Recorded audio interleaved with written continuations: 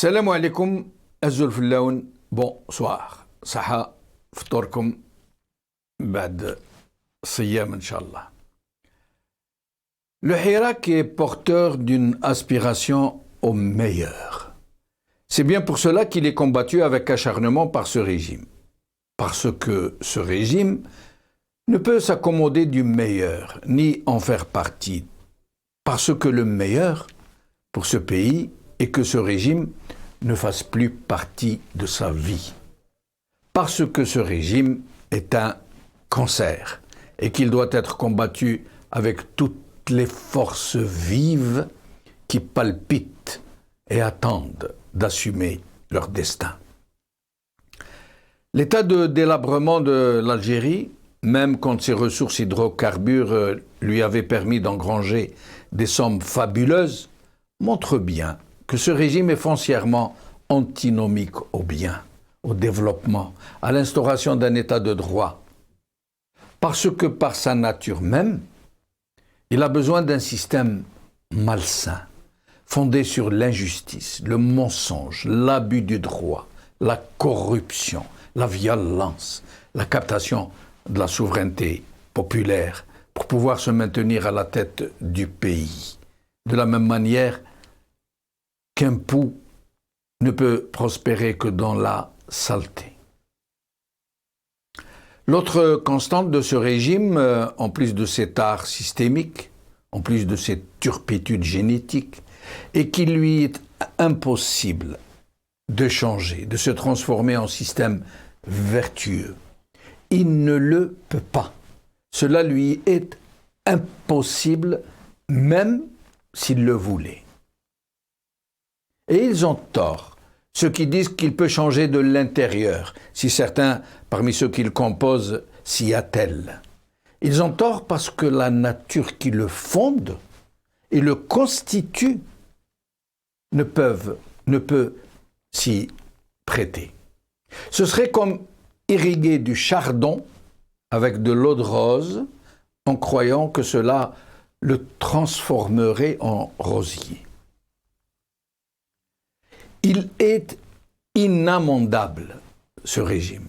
La seule façon de se prémunir du danger mortel qu'il représente pour la nation est de s'en débarrasser, de le faire partir, de le changer par un système réellement démocratique. C'est pour cela que dans le génie inné de son Hirak, le peuple algérien criait « Trahlou ga ». En fait, et pour aborder le sujet par son aspect le plus sommaire, posons-nous juste la question de savoir pourquoi ce régime est toujours et systématiquement dans le mensonge. Peut-on l'imaginer dans une attitude de vérité? Peut-il se permettre de laisser la vérité parvenir à la population par le biais de tout ce qui peut la véhiculer, la presse, les partis politiques, les réseaux sociaux? Peut-il seulement risquer de laisser la vérité parvenir au peuple? Ne développe-t-il pas d'énormes moyens pour contrôler totalement la presse, totalement, par ses méthodes de la carotte et du bâton? N'est-ce pas lui-même qui distribue la publicité à la presse docile, à la presse soumise, et qui en prive celle qui l'est moins? Ne réprime-t-il pas les journalistes qui tentent d'échapper au carcan de la désinformation? N'a-t-il pas mis en place un puissant mécanisme pour traquer et réprimer les citoyens qui tentent de combler la carence d'une vraie presse par une expression citoyenne dans les réseaux sociaux? Ne les met-il pas en prison? Le discours politique, y compris et surtout par le biais de ses deux principaux vecteurs, le président de la République, comme on dit, et la revue El Jeish. Ce discours politique n'est-il pas un condensé de mensonges, de tromperies, de langue de bois, de récupération de la mémoire, de calomnie, de menaces? Les élections ne sont-elles pas systématiquement l'objet de fraude et de bourrage des urnes? Les présidents ne sont-ils pas systématiquement désignés par la junte, cette junte qui a la réalité du pouvoir? Les députés et les sénateurs n'achètent-ils pas aux enchères privées leur siège en argent, sonnant et trébuchant? Un tiers du Sénat n'est-il pas désigné par le président de la République avec des critères complètement arbitraires? Hormis les partis politiques maison, créés par lui-même et adoubés par lui-même, ce régime permet-il à la véritable opposition de s'exprimer? N'use-t-il pas contre elle de la répression, comme des milliers de citoyens qu'il a jetés en prison depuis le début du Hirak et dont des centaines croupissent encore dans ses geôles? N'use-t-il pas de ses prérogatives pour forger la loi selon ses convenances scélérates, comme pour l'article 87 bis, qui lui permet désormais de qualifier quiconque s'oppose à lui de terroriste? N'a-t-il pas recours à cette méthode éculée et renouvelée en même temps du dahdohisme, où il exhibe à la télé de prétendus terroristes qui viennent faire leur mea culpa devant les téléspectateurs et qui se font systématiquement les accusateurs d'opposants politiques, qui nous désignent comme des terroristes, des mercenaires qui n'ont d'autre but que de détruire l'Algérie? N'a-t-il pas usé, ce régime, de vils tueurs pour faire assassiner des Algériens dont le seul crime a été d'aimer leur nation et de combattre les criminels qui ont fait main basse sur leur pays, comme ce fut le cas, entre autres, de Maître Elim Sili, dont nous commémorons aujourd'hui le 35e anniversaire de son assassinat? N'est-ce pas là le cas? Nous pourrions étaler ainsi les pratiques systémiques de cette organisation criminelle qu'est le régime algérien. Nous pourrions le faire en termes simples, qui n'ont pas besoin de circonvolutions alambiquées pour apparaître sous leur monstrueuse réalité. Mais encore faut-il se décider à ouvrir les yeux, à se réveiller du cauchemardesque coma politique dans lequel ils nous ont plongés, dans lequel nous a plongé ce système, ce régime, dans lequel il fait tout pour nous y maintenir, par le biais du mensonge, de la langue de bois et de ces médias mercenaires. Nous avons besoin de nous réveiller et de nous secouer avant qu'il ne soit trop tard. Parce que le cancer qu'est ce régime menace de se répandre à tout le corps de la nation de façon irréversible. À Dieu ne plaise.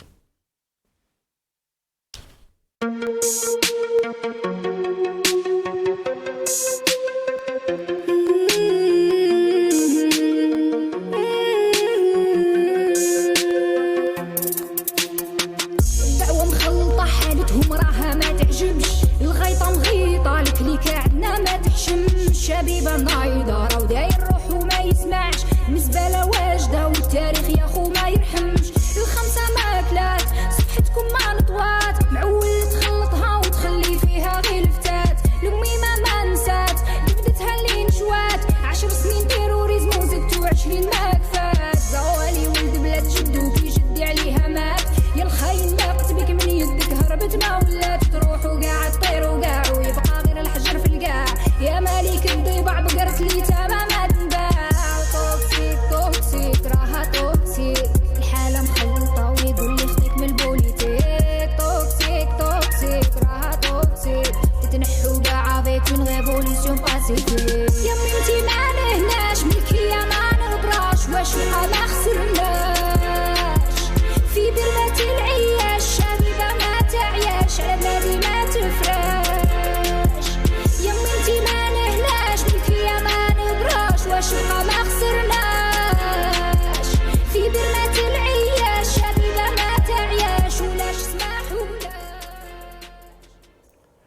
Le dahdouhisme ou comment abrutir les masses. C'est le titre de notre émission d'aujourd'hui et pour en parler, j'ai le plaisir d'avoir avec moi Dr Mohamed Lamine Chiban, médecin, membre fondateur du mouvement Wafa, et Elias Jbeili, ingénieur, fondateur de Algérie Droit Devant, qui est avec nous depuis Paris. Dr Mohamed Lamine Chiban est avec nous depuis Ain Mlila. Docteur Mohamed Lamine Chiban, qui est avec nous au téléphone, merci d'avoir accepté notre invitation. C'est à moi de te remercier, cher ami Jamaldine, et je salue à travers vous, à travers toi, toute l'équipe de Magharibi Al-Habiba. Je salue votre invité, Elias Jbeili, et je salue tous ceux qui nous suivent, la diaspora et les Jazairiyin, من داخل الجزائر, من الشرفاء والأحرار, ceux qui aspirent à la liberté, à la justice et à la dignité. Merci beaucoup, merci. Alors, j'aimerais d'abord commencer par la commémoration du 35e anniversaire, 37e anniversaire de l'assassinat de Feu Ali Msili, Rabbi Rahmou, assassiné lâchement par le régime algérien, par un tueur de le régime algérien à Paris, avec la complicité, il faut le rappeler, du gouvernement français, de l'État français, qui a exfiltré ce tueur, qui l'a mis à l'abri en Algérie, avec les copains coquins, la connivence bien connue. Aujourd'hui, ce monsieur qui a tué Ali Msili est toujours vivant, à l'aise. Il s'est d'ailleurs présenté il n'y a pas longtemps.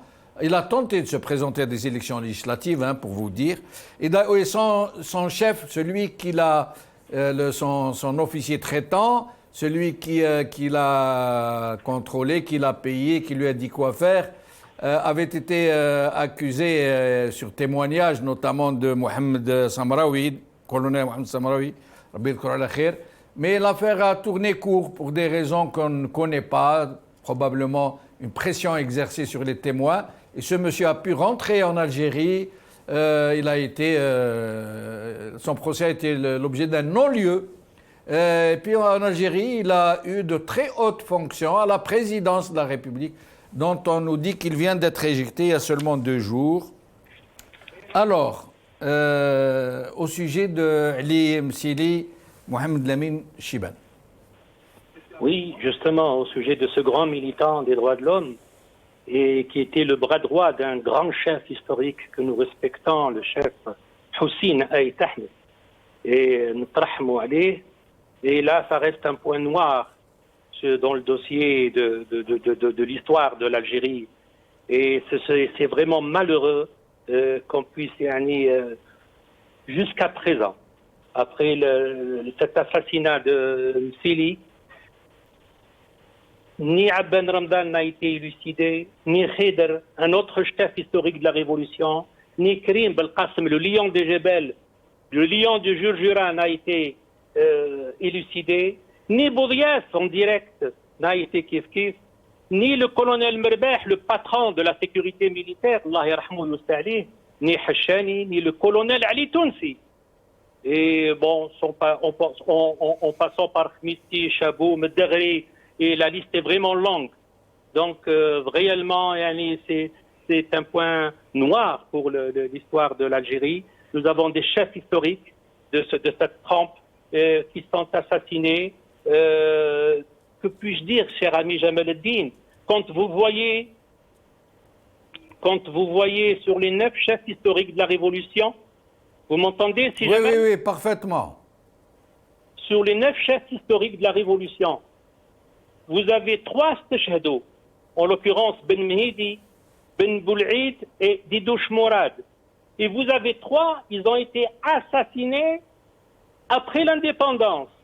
Khidr, Karim Belkacem et Boudias. بقاو 3 اللي بقاو أحياء وما تقاسوش هو Ait Ahmed, mais qui a été en exil. Et donc je voudrais mettre l'accent sur une certaine presse pseudo-démocrate qui se moquait de lui dans les années 90, quand il a participé à Saint-Égidio, qu'elle trouve le résident du lac Léman. الله يرحمه ودركا راهم يستعرفوا به ولا يستعرفوا به في هذاك الوقت كانوا يكريتيكيو فيه ويدينيغريو فيه سيدهم في اي تحمل en plus il restait Ben Bella qui a pu survivre mais rappelez-vous combien d'années il a passé en prison sous Boumediene. Le seul qui n'a pas vraiment été dérangé c'était Bitat. Donc vous voyez sur les 9 chefs historiques de la révolution 6 قتلوا وثلاثة عاشوا مرمدين. Voilà à peu près l'histoire de l'Algérie contemporaine. Merci. C'est la réalité, c'est une amère réalité. Voilà. Voilà. Elias Jbeili, sur ces méthodes du régime, pour bien montrer qu'il n'a pas changé, même si pour le moment il n'exécute pas encore que ça ne fait pas longtemps, il a exécuté 250 000 Algériens, parce qu'il les a exécutés, lui et les islamistes qu'il manipulait, qui se sont mis naturellement à son service et pour son grand bien.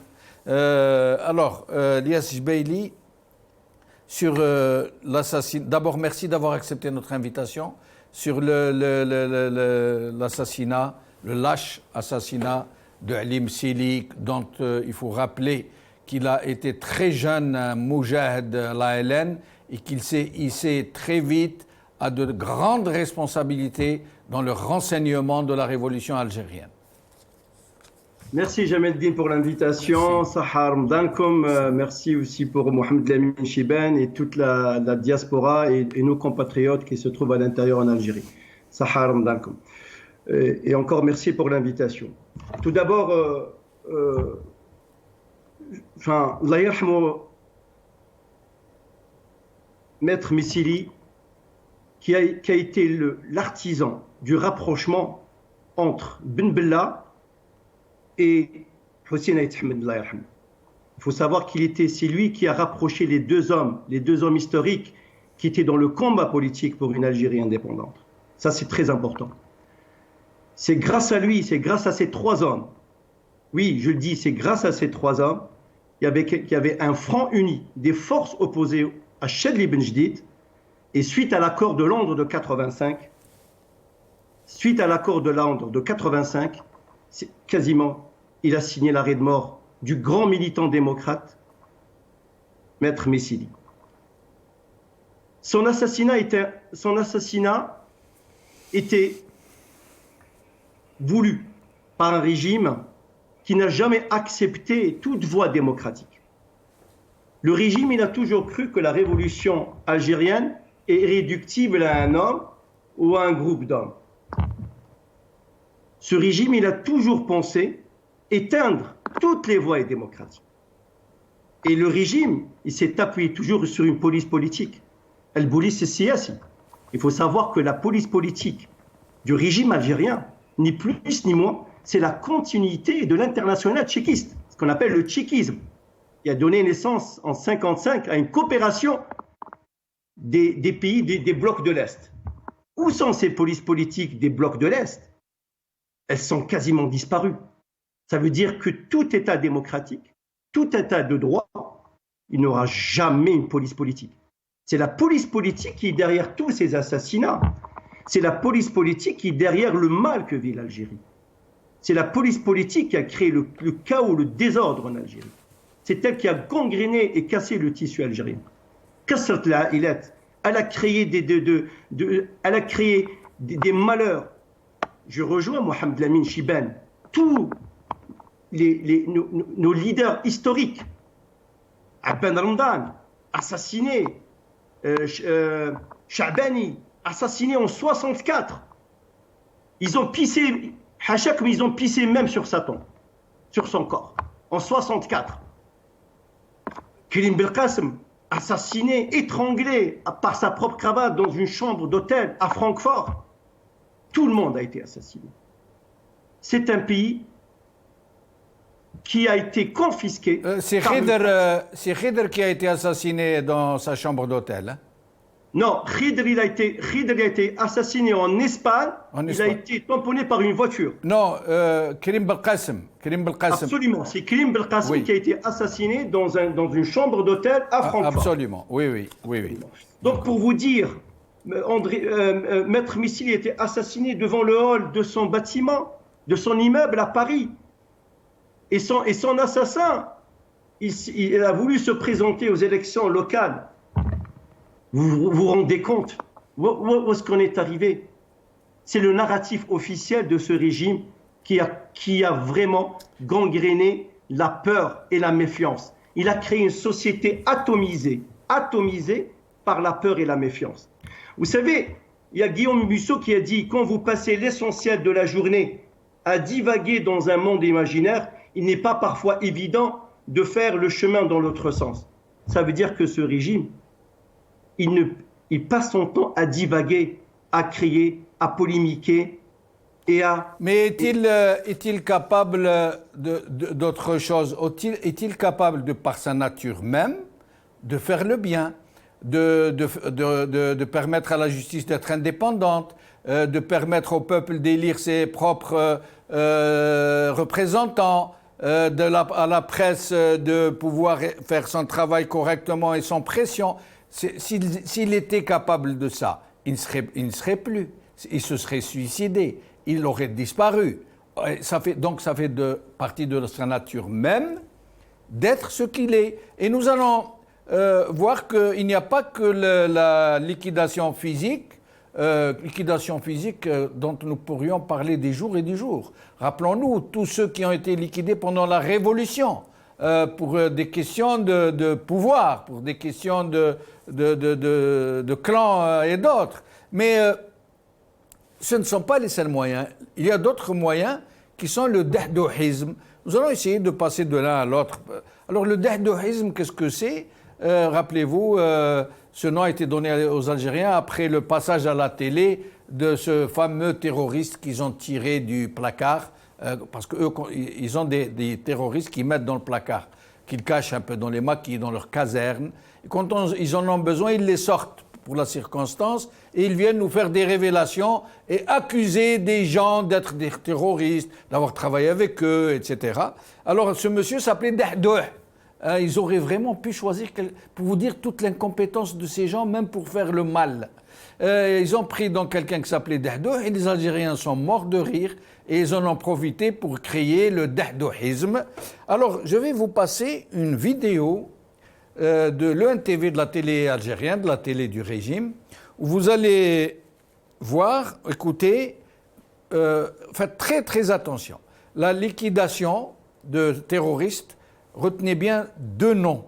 Leslous Madani, nommé Cheikh Hassim Abou Hayya ou quelque chose comme ça, ils ont tous des noms à rallonge. Et Khalifi Mohamed, nommé Abdelhaq Zemmouri.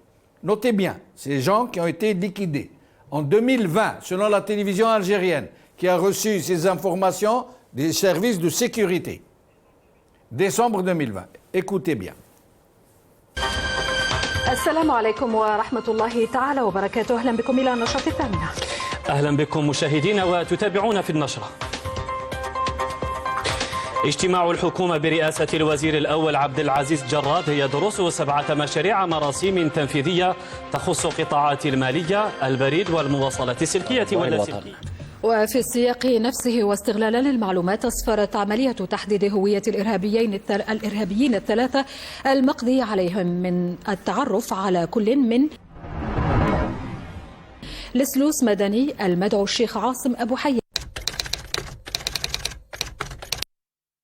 الذي التحق بالجماعة الإرهابية سنة 1994 وكان مسؤولا عن منطقة الشرق ورئيس اللجنة الشرعية لأحد التنظيمات الإرهابية. كما تم التعرف على الإرهابي الثالث المقضي عليه خلال العملية المنفذة بوادي بوعايش، ويتعلق الأمر بالإرهابي الخطير خليفي محمد المدعو عبد الحق زموري الذي كان قد التحق بالجماعة الإرهابية سنة 2001.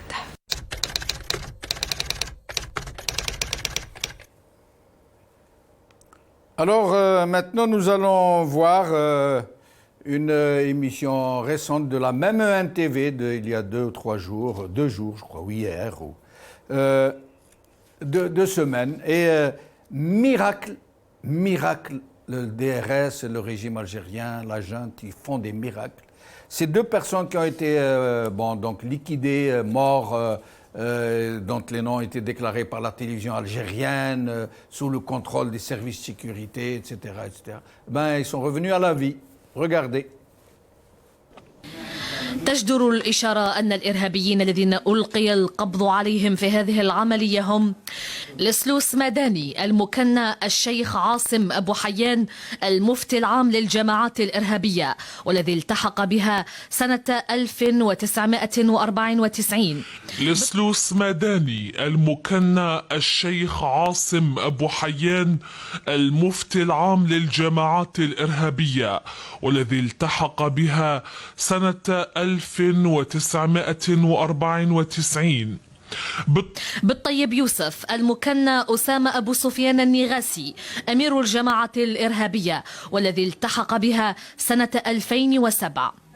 زروق بالقاسم المكنى أبو أنس والذي التحق بالجماعات الإرهابية سنة 2005.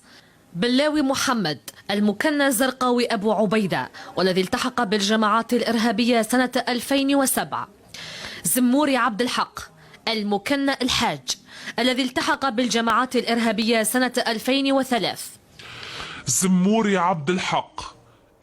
Docteur Mohamed Lamine Chibane, voilà le miracle des terroristes dont la télé nous avait dit qu'ils avaient été abattus, pour reprendre leurs propres termes, et qui maintenant sont revenus d'entre les morts et qui font des déclarations, surtout M. Leslous Madani, qui fait des déclarations et qui se repent et qui dit s'être trompé, s'être fourvoyé, qui demande pardon à Dieu d'abord, à l'État algérien ensuite, etc., etc. Alors, c'est quoi ce micmac, même pas capable d'organiser leur petite propagande d'ahdoïste? Je te cite une citation de Albert Camus pour répondre à ta question. Une société qui supporte d'être distraite par une presse, ou la média, ou la TV, qui m'habite, ou par une presse déshonorée, court à l'esclavage. C'est une citation de Albert Camus, je pense qu'elle résume tout. احنا تمنينا sincèrement يعني تمنينا on parle des scandales d'Algérie, on parle des scandales de Khalifa Bank, on parle des scandales des hautes steppes, on parle des scandales de Sonatrach. يعني est-ce que vous pensez que ça va encourager les investisseurs à venir en Algérie qui نجبدوا لهم ces films des années 90, on terrorise encore un peuple qui est déjà traumatisé des années 90, le terrorisme. Mais le terrorisme, bon, il est mort en 2002. Vous avez déclaré qu'il est mort en décembre 2020. On va comme par hasard, comme par enchantement, en mars 2022. Alhamdoulilah, hayoun yurzaq. Mais est-ce qu'il y a lieu de faire tout le moussel à chaque fois on nous parle? Et puis ce qui est incroyable, c'est que cette presse qui se dit libre, cette presse privée qui court rapidement, une presse qui sert à seulement relayer le discours du pouvoir. Mais justement, Mohamed Lamine Chibane, justement, alors un dahdoïsme grossier, cousu de fil blanc, dont on sent que ceux qui le contrôlent et qui le théorisent sont vraiment incapables, incompétents, très bricoleurs, ils font dans l'improvisation. D'abord, pourquoi en être arrivé aussi bas? Pourquoi ils ne rapportent pas des spin doctors autrement plus fins, plus compétents? Ils ont les moyens de se les permettre. Pourquoi tout ce qu'ils font est fait par des bricoleurs? Ils ramènent un président bricoleur, un chef d'état-major bricoleur, des directions de la sécurité de bricoleurs, d'incompétents. La seule chose qu'ils savent faire bien, c'est tuer. c'est torturer, c'est violer, c'est mentir. Pourquoi n'essaye-t-il pas de se parfaire? Je ne sais pas, il y a dans le monde des dictatures qui ont sévi pendant des décennies, mais qui ont été à la hauteur du mal qu'il faisait. Il le faisait d'une façon, j'allais dire, il le faisait bien, le mal. Pourquoi sont-ils dans une telle incompétence? Et pourquoi, à côté, cette presse qui, n'a pas les moyens d'être libre, pourquoi elle n'essaye pas de se libérer de ces magistrats qui se comptent par dizaines de milliers, dont on sait qu'ils sont à la dévotion du régime, qui ne font rien pour se libérer de cette société civile composée d'enseignants universitaires, composée de journalistes, d'intellectuels en tout genre. Pourquoi il n'y a-t-il pas de réaction? Pourquoi d'un côté autant de bricolage, autant de mal, et de l'autre autant de passivité? Oui, parce que cette presse, d'abord, c'est une presse qui n'a aucune crédibilité, et puis qui vit aux dépens de l'ANEP. Toute la presse ferme, tous les journaux, à part un ou deux journaux, je les cite, الوطن والخبر, rien. Liberté اللي كان حكمها ربرابك شفت tellement ضيقوا عليها au point où il a préféré se retirer humblement, sortir et quitter la table en ayant la tête haute, que de rester et de se mettre à plat ventre. Mais je rappelle, Mohamed Lamine Chibane, excusez-moi de vous interrompre, je rappelle que Liberté a été, la décision de la fermer a été prise par Rabarab, le patron. Parce que très vraisemblablement, je m'excuse de dire les choses crûment, il s'en est servi pendant des années, parce que ça servait ses intérêts, et que maintenant il est dans ses intérêts de fermer Liberté. Il n'a tenu aucun compte, ni des journalistes, et je les connais personnellement, qui se sont dévoués des années entières, qui ont essayé de faire avec la censure, avec la pression, avec les menaces, qui ont essayé de faire bien leur travail, et beaucoup parmi eux ont très bien fait leur travail. Aujourd'hui, Rabarab les lâche. Il les lâche dans la nature parce que ça ne sert plus ses intérêts. Il faut dire les choses, je suis désolé de les dire comme ça. Tout à fait, Jamel, tout à fait, vous avez raison, vous avez totalement raison. Et sans la liberté de la presse, aucun pays ne peut vraiment aspirer au développement et à la stabilité. Cette crise politique, elle donne naissance à cette crise économique, justement. Et est-ce que vous pensez réellement, cher ami Jamal Eddine et cher ami Lias Jbaili, et je m'adresse à tous ceux qui nous suivent, est-ce que vous croyez réellement que le peuple algérien a été le NTV ou chauffe le Tahdohil? Wallahi al-Azim, il fait la chaîne à Zid. Wallahi al-Azim, il fait la chaîne à l'Hlib. Wallahi al-Azim, il fait la chaîne à la semoule. C'est son dernier. Et je rappelle que vous êtes à Ain Mellila. Je rappelle que vous êtes à Ain Mellila. Oui, je vous parle de l'Algérie profonde. Oui. Mais vous avez vu, toutes les villes d'Algérie sont comme ça. C'est leur dernier souci.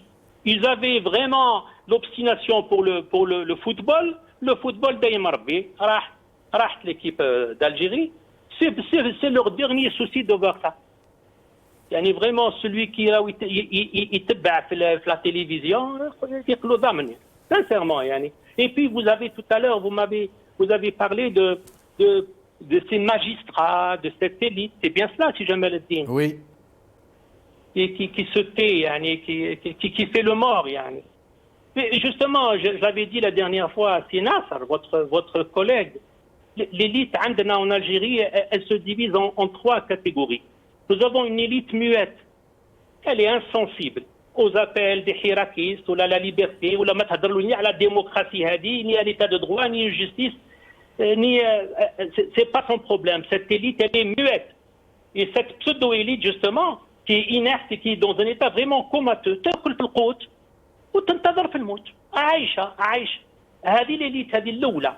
L'élite الثانية, c'est l'élite alors la plus grave encore, c'est l'élite à plat ventriste. Alors là, elle est encore plus grave, parce que c'est une élite qui est là, qui est soumise au système, aux ordres, la gardienne du temple. Elle est là, elle est servie de l'arbine. Honte à elle, l'élite, elle courbe les chines. Une élite تعبنيوي. واش تنتظر منها انت؟ يتبقى لك la troisième élite, وهذه que je salue, c'est l'élite intellectuelle, la rebelle, الشريفة, اللي راهي digne de l'élite révolutionnaire de Adban Ramdani, de Cheikh Al-Arbi Tbessi, de Reda Houhou, de Ali Boumengel, de Maurice Saudin, de France Fanon, de Farhat Abbas, de Ben Khadda, de Lamine de Barine, de Henri Allad, de Mouloud Farhoun. هاي l'élite اللي نتمنوا منها ان شاء الله يجي منها الخير ان شاء الله. ولا سي جمال. Lies Jbeili sur dahdouhisme de bricoleur qui sait même pas faire bien son travail, à la limite il aurait pu. Ce que je ne comprends pas, Lies Jbeili, c'est ce manque de compétences au niveau de la manipulation, au niveau de la répression, au niveau du mensonge. Ils ne sont même pas capables. Par exemple, vous prenez El Jish, la revue El Jish. Ils ramèneraient 10 journalistes, 10. Je suis en train de leur donner la solution peut-être à leurs problèmes. Ils ramèneraient 10 journalistes compétents, ils lui feraient une revue d'El Jish qui pourrait être lue. Parce qu'en ce moment, la revue El Jish, elle est tirée sans être lue par quiconque. Même les soldats, ils ne la lisent pas. Vous prenez le dahdouhisme, ces services de sécurité qui manipulent, qui sortent les terroristes des placards, qui les font parler, qui les font attaquer Zetot. Zetot est devenu un terroriste, qui travaille avec des gens qui sont dans le maquis, encore un peu, je ne sais pas ce qu'ils vont en faire. Ou alors, ils prennent un Tebboune qui vient parler, qui vient dire au secrétaire d'État américain qu'il envisage d'exporter le blé pour toute l'Afrique et de faire produire à l'Algérie 30 millions de tonnes. 30 millions de tonnes, etc. Pourquoi ils sont dans cette incompétence et qu'est-ce qu'ils comptent obtenir avec ce dahdouhisme? Est-ce qu'il y a encore en Algérie des gens susceptibles d'avaler de telles baleines, d'après vous? Jamaldine, très bonne question. En fait, moi, ça me rappelle, je ne sais pas si tu l'as lu, le livre, le roman de George Orwell de 1984. Il y a 3 empires qui se font la guerre, et la guerre, c'est la seule source de motivation. Ils imaginent un ennemi supposé, hein, d'accord? Tout ça pour encadrer, pour tenir ensemble, faire front et encadrer et tenir leur propre peuple. C'est-à-dire, voilà, c'est-à-dire le manipuler. On appelle, c'est des créateurs de manipulateurs de masse. حنا واش نشوفوا هذه كامل المهزله كما نقولوا حنا مهزله مسرحيه ما نقولش مسرحيه تاع شكسبير parce que Shakespeare c'est un autre temps, c'est un démocrate qui a donné un petit peu les lettres de noblesse à la littérature anglaise. ولكن هذا le régime il est en train de manipuler, il pense, regarde, il est en train d'humilier son propre peuple, il le fait passer pour une baleine, c'est-à-dire quand tu crées comme ça des personnages, hein, c'est-à-dire un personnage qui est mort ou là qui est décédé, après tu vas le faire renaître, ou est-ce qu'il est décédé ou pas, c'est dahdouh, avec un maquillage, avec ceci, cela, on sent c'est n'importe quoi. C'est pas une incompétence, je dis, c'est une schizophrénie, c'est comment on arrive à faire passer et à faire ce genre de spectacle. Parce que dans le peuple algérien, quand même, c'est un peuple qui est fin, qui est raffiné, qui a compris, qui a souffert, qui a enduré. Des messages comme ça, c'est-à-dire comment tu peux l'avaler. Quand on voit l'ANP, l'armée nationale populaire, je fais toujours la différence. La sémantique, elle est de mise, elle est de rigueur. Mais bin الجيش الشعبي الوطني ملك الشعب الجزائري ملك انت وملك محمد لامين شيبان ملكينا وملك tout le peuple algérien de toutes les régions du peuple, hein, et quelques généraux qui accusent des puissances hostiles à l'origine d'actes subversifs, c'est-à-dire celui ou celle qui n'est pas avec eux au terroriste. C'est-à-dire par exemple quelqu'un je veux dire un militant de bonne facture, il milite c'est-à-dire à tout moment, il peut être qualifié de terroriste. C'est-à-dire tous les opposants, peu importe leur idéologie, hein, c'est-à-dire s'ils s'opposent à ce pouvoir, ils seront considérés comme terroristes. C'est-à-dire l'application de l'article liberticide, le 87 bis. C'est la raison pour laquelle la majorité des hirakistes et des militants, à qui je rends hommage aussi, parce qu'ils sont sacrifiés leur vie, ils se retrouvent derrière les barreaux de l'injustice. Parce que le régime ne veut pas une voix discordante, il veut avoir la main mise sur tout. Mais quand on voit que l'Algérie, elle va acheter la poudre de lait au Qatar, quand on voit des chaînes, des queues interminables, tel Halib, Smith, mais c'est ça l'Algérie. C'est quoi en fait, ils ont créé dans le subconscient de l'Algérien le rêve. C'est-à-dire dans les années Bouteflika, le rêve de l'Algérien c'était avoir une voiture, et maintenant le rêve c'est quoi? C'est d'avoir shkara ta'smi ta'miyatin kilo ou shkara halib, et un sachet de lait et un quintal de semoule. C'est ça l'Algérie? C'est ça la première puissance, le Quwwa Dariba? Quand on voit un certain Tebboune, quand il a reçu le secrétaire d'État américain Blinken, et soi-disant il y avait cet entretien qui était supposé confidentiel et finalement a été fuité sur les réseaux sociaux pour dire quoi? Ça veut dire quoi? Qui a duré 26 minutes cet enregistrement. Ça c'est du dahtouhisme. Ça veut dire quoi? Ça veut dire qu'il y a quelqu'un qui a fuité, je ne sais pas. D'après vous, qui a fuité cet entretien? Ça ne peut être que l'une des deux parties, soit les Américains qui ont enregistré. On sait que c'était une dame américaine qui avait un enregistreur qui enregistrait Tebboune, soit les services algériens, parce que les services algériens enregistraient aussi. D'après vous, qui a fuité ce discours qui a montré Tebboune son véritable visage à plat ventre devant le secrétaire d'État américain? C'est l'enregistrement, Jamel Eddine, il a duré 26 minutes. Maintenant, pour être impartial, c'est difficile d'authentifier. Si on laisse à penser que ça a été fuité par les Américains, pour quelle raison par les Américains? Blinken, il est venu pour faire pression, voilà, pour ceci, cela. Il est venu parce que il voulait, c'est-à-dire que l'Algérie réponde à certains points. Par exemple, je ne sais pas, l'augmentation du gaz, parce qu'il y a 7 milliards de mètres cubes qui manquent, enfin, se substituer au gaz russe.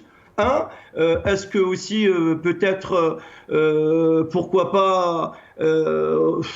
pas remettre un peu les relations, c'est-à-dire rétablir les relations entre l'État d'Israël et l'Algérie? Je ne sais pas, il y a plein de choses. Peut-être tout simplement pour rendre à l'État algérien, si on peut l'appeler comme ça, le camouflet qu'il a infligé au secrétaire d'État en le faisant recevoir à sa descente de passerelle par d'obscurs fonctionnaires. Et d'ailleurs, si vous avez écouté cet enregistrement, Lies Bailey, au début de l'enregistrement, on entend une américaine, une dame, qui disait « excuse me » et qui passait à travers les gens qui étaient en présence, l'assistance, et c'était cet enregistrement-là qui a fuité. Et cet enregistrement-là, il est américain. Oui, tout à fait. Je veux dire, comment dirais-je, ce que vous dites, c'est recevable. Mais il se peut. Mais moi, ce que j'ai vu entre les deux hommes, une chaise vide. C'est-à-dire que Blinken, il n'avait pas besoin d'un interprète ou d'un traducteur, parce que lui-même, il parle français. Donc voilà. Et de deux, et qui vous dit pas qu'une partie des services secrets qui a laissé fuiter cet entretien pour faire, voilà, parce que vous savez très bien, il y a une guerre des clans. C'est pour un petit peu, c'est pour discréditer un peu Tebboune, parce que c'était une discussion quasiment entre élèves et profs. On avait l'impression que c'est quelqu'un qui était en train enfin, un président, soi-disant, d'une grande nation comme la nôtre, comme l'Algérie, est en train de réciter devant Hadaratou, l'Américain, qui est venu pour lui dire, voilà ceci, cela. Quand on voit la chronologie, ce qu'il est en train de dire, on est un peu étonné de dire il est tellement cultivé, c'est-à-dire il a le suivi de ses dossiers, mais finalement c'était un président qui était que récité et c'était pas vraiment un entretien, c'est pas un entretien de cette ampleur. C'était un compte rendu où le mensonge avait la majorité. Absolument, tout à fait. Donc, ça peut être une partie des services secrets pour discréditer comment dirais-je, Tebboune, soi-disant que c'est un président pour eux, hein, pas pour nous, parce que nous, on le considère illégitime, parce que le 12-12, c'est un hold-up à la démocratie. Peut-être une partie des services secrets, ou une partie d'un clan, c'est ça, hein, peut-être il le considère qui discrédité. Ralata, il a été imposé par par Gaïd Salah. Et du coup, donc peut-être c'est pour faire émerger une autre personnalité. Je ne sais pas, ça peut être une personnalité d'un clan qui est choisi. Il faut savoir. Alors, il y a un autre aspect de ce régime, parmi ces innombrables aspects, tous négatifs, tous plus négatifs les uns que les autres. Il y a aussi le terrorisme à l'endroit des rares politiciens qui essayent de briser la chape de plomb, qui essayent d'aller vers leur peuple, qui essayent de faire de la politique, de ne pas faire de la courbette. Nous avons vu Fethi Gherres, il a été jeté en prison. C'est le coordinateur d'un parti politique. Il a été jeté en prison proprement et puis il a été libéré quand ils ont voulu le libérer sans autre explication. Ils ont fait quasiment subir l'indicible à Mohsen Belabbas. Ils l'ont persécuté, ils l'ont accusé de choses et d'autres. Ils l'ont même accusé d'ouvrir son siège aux autres partis politiques qui viennent y faire de la politique. Vous imaginez ? Et puis là, maintenant, ils sont après Zoubida Assoul, maître Zoubida Assoul, avocate et présidente de l'UCP, qu'ils font convoquer par la police, qu'ils menacent, sur laquelle ils exercent des pressions intolérables. Mohamed Lamine Chiban. Oui, Jamal, il est vraiment inacceptable qu'en 2022, les droits fondamentaux des citoyens, comme le droit de manifester pacifiquement, de donner son point de vue, soient ainsi violés. Et je vous rappelle, Amnesty International avait lancé un appel au pouvoir, le climat de peur et d'intimidation, et elle lance un appel au président pour libérer les détenus. Elle dit en même temps non à la répression, pour la liberté de s'exprimer, de manifester. Solidarité, elle donne sa solidarité aux détenus d'opinion, le respect de la dignité de chacun et de chacune. Donc, vraiment, est-ce que vous savez, Khouya Jamal, notre presse, elle est classée 146e sur 180. Une étude a été faite sur 180 pays. On a 146e. Voilà à peu près l'état où on est l'Algérie 2022. C'est impensable. Quand je me rappelle de l'Asr al-Zahabi, j'assume ce que je dis, c'était entre 89 et 92, du temps de Chadi, Allah yarhamou yus'alih. C'était l'Asr al-Zahabi, où les journalistes, la presse, on a complexé les Tunisiens, les Marocains et tout le monde arabe. Mais ça a été de courte durée, une récréation, et puis on est retombé sous la dictature. Voilà à peu près ce que je peux te dire, mon ami Jamal. Merci. Lies Beyli, c'est le dernier tour de micro. Donc vous avez le mot de la fin sur ces méthodes du régime qui sont, comme je l'ai dit tout à l'heure, innombrables. Il ne sait rien faire de bon, rien de rien. Il sait faire que le mal. Je m'excuse de devoir parler de façon aussi fruste, aussi simpliste, mais c'est pour exprimer la réalité de ce régime qu'il faut l'envisager sous sa vraie façon, comme il est réellement. C'est un système qui se décline de 1001 manières, toutes les plus nocives, plus nuisantes les unes que les autres. Mais comment expliquez-vous, Lies Beyli, que face à ce régime, la société civile reste, j'allais dire, passive, alors qu'il y va de sa survie, de la survie de sa propre nation? Vous savez, Jamel Din, j'ai pris des positions un peu... Enfin, ça, j'assume ce que j'avais dit, ça remonte il y a un an et demi, 2 ans, oui, 2020. De toute façon, mes publications, elles font foi, elles sont toujours là. J'ai toujours dit que les marches, je veux dire, elles sont insuffisantes. Que ce régime, c'est-à-dire, il va réprimer davantage. Plus on avance, plus il va réprimer. Qu'il fallait innover pour trouver une certaine forme d'action politique pacifique, bien sûr. On a parlé de la grève générale, on a parlé de la désobéissance civile, on a parlé de tout. Il fallait explorer tout. J'ai même parlé une fois, j'ai dit à la méthode Octor. On m'a reproché, mais la méthode Octor de 2005, elle est de Rachad. J'ai dit, mais la méthode Octor, c'est une méthode qui a été inventée, qui a été mise. C'était un penseur serbe, c'est-à-dire, voilà, il a fait tomber Milosevic. J'ai parlé de la chaîne humaine de 600 km. Une chaîne humaine de 600 km, tu as les pays baltes, qui ont poussé l'ogre soviétique de partir. Je veux dire, il fallait innover et aller voir. Pourquoi? Parce qu'on est en face d'un régime qui est très, peut-être c'est un colosse au pied d'argile, hein, peut-être, je ne sais pas. Mais jusqu'à maintenant, au fait, il n'a pas d'autre moyen. Le seul moyen qu'il a, c'est la répression. C'est la répression. Il n'a pas de solution.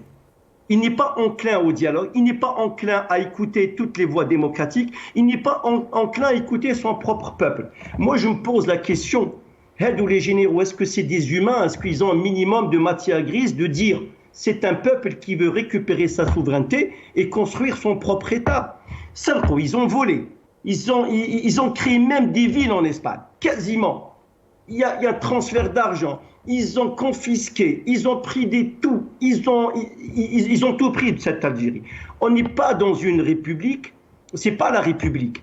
Je dirais même pas une monarchie présidentielle. On est dans une monarchie de généraux. Donc, est-ce qu'ils sont enclins à comprendre que le peuple a compris?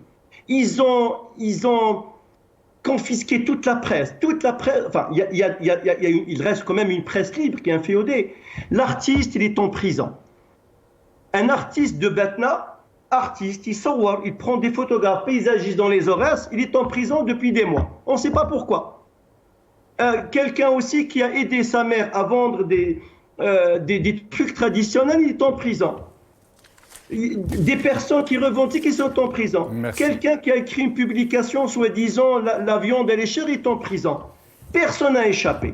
Hommes, femmes, enfants, vieillards, de toute obédience. Je vous demanderai de conclure, Elias. Nous arrivons à la fin. Pardon de vous interrompre. Je vous prie de conclure. Ce qu'il faut conclure, au fait, donc, que le Hirak, il est là, que le Hirak, c'est un processus révolutionnaire. Il fait son chemin. Nous allons continuer notre lutte. Nous n'allons pas nous arrêter. Parce que nous n'allons pas nous arrêter. Je pense que c'est un point de non-retour.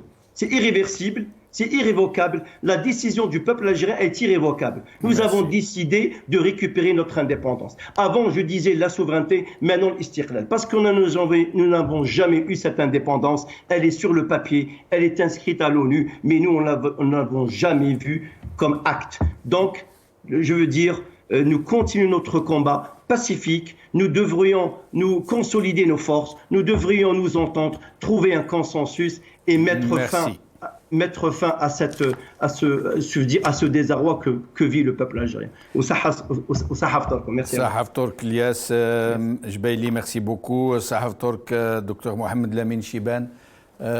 Merci, chers amis, d'avoir suivi cette émission. Je vous rappelle une chose. Il y a quelques semaines, Tebboune avait parlé d'un journal qui a osé parler de pénurie. C'est comme ça qu'il a dit. Vous imaginez? Un journal, il titre en grand à la une, il écrit pénurie. Il y a pénurie en Algérie. M. Tebboune, comme ça, hein, devant nous tous, hein, devant des millions d'Algériens, il nie le fait qu'il y ait des pénuries en Algérie. Et pire que ça, il menace indirectement le journal qui a osé titrer à la une qu'il y a une pénurie en Algérie. Eh bien, ce journal, c'était le journal Liberté, dont je m'honore personnellement d'avoir fait partie et dont je respecte beaucoup les confrères et les consoeurs qui le font et qui m'ont appris ce métier. La Liberté, avec tout ce qu'on peut lui reprocher, de ce qui s'est passé dans cette décennie rouge. Mais il y a en son sein des journalistes intègres, il y a des journalistes talentueux, il y a des gens qui font bien leur métier et qui ne méritent pas ainsi comme ça de voir cette très grande aventure qu'ils ont entrepris finir comme ça juste parce que leur patron, ça ne l'arrange plus, ça ne lui rapporte plus, ou alors ça ne lui rapporte plus que des ennuis. Le journal Liberté a besoin du soutien de tous les Algériens et je crois qu'il mérite d'être soutenu.